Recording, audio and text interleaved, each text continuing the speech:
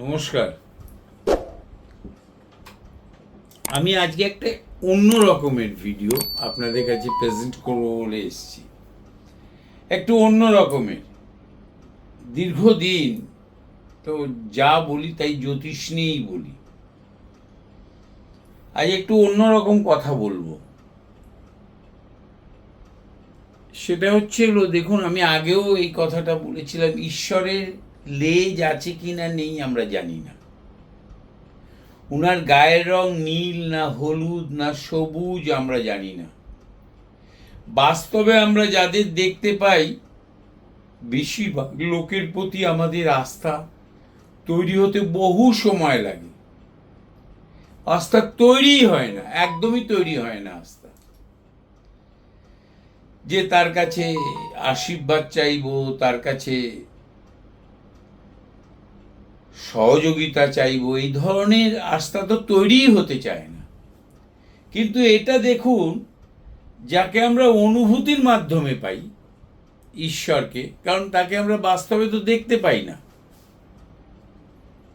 আর কালী বলুন, দুর্গা বলুন, শিব বলুন, এদের সবাইকে তো ঈশ্বর ওপর থেকে নিচে ফেলে দেয়নি, যান চলে যান আপনারা সমাজের দেবতা হয়ে যান বলে ফেলে দেয়নি।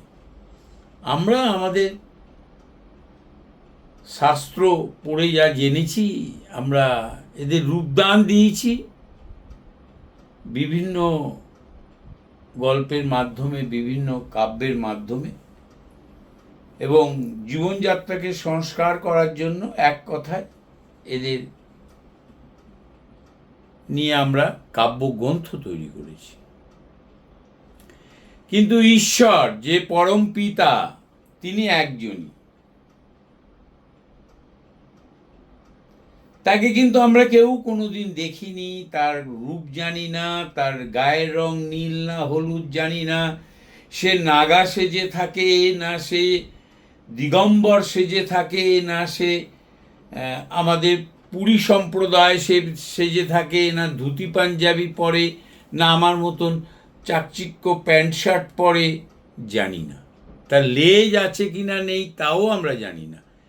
কিন্তু আমাদের যখন কোনো বিপুল সমস্যা, বিরাট পরিমাণ সমস্যা হয়, বৃহৎ বৃহৎ সমস্যা হয়, তখন আমরা বলি আমাদের কেউ নেই তো ঈশ্বর আছে। কত বড় আস্থা এই ঈশ্বরের প্রতি আমাদের, কত বড় আস্থা, বৃহৎ আস্থা। কিন্তু এই আস্থার উপর দাঁড়িয়ে সমস্যার সমাধান হতে পারে, কিন্তু আপনাকে সমস্যার সমাধান করার জন্য এগিয়ে যেতে হবে। প্রেমানন্দ মহাজের কতগুলো কথা, আমার গুরুদেব ভূতেশানন্দ মহাজের কতগুলো কথা আমার এখানে মনে পড়ে। কেউ আপনার বিরুদ্ধাচারণ করে কিছু বলছে, বলুক, ওটা তার ক্যারেক্টার, ওটা তার কনসেপ্ট, ওটা তার মানসিকতা, ওটা তার মানবিকতা। আপনার মানবিকতা, আপনার কনসেপ্ট, আপনি আপনার কাজকে এগিয়ে নিয়ে যান, তবেই ঈশ্বর আপনাকে সমস্যার সমাধানের জন্য আশীর্বাদ প্রদান করবে। আপনি ঘরে বসে ঈশ্বর ঈশ্বর করে ডাকলে আপনার সমস্যার সমাধান হওয়া ইজ ভেরি টাফ।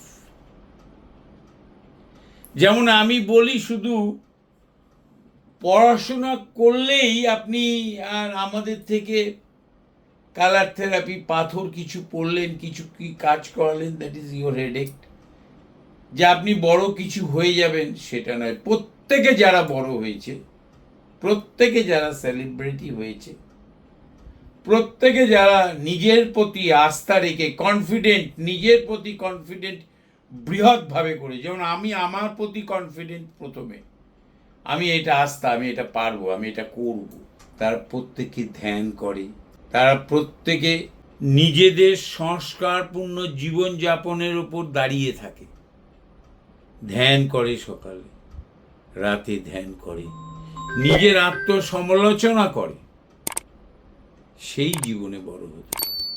নমস্কার।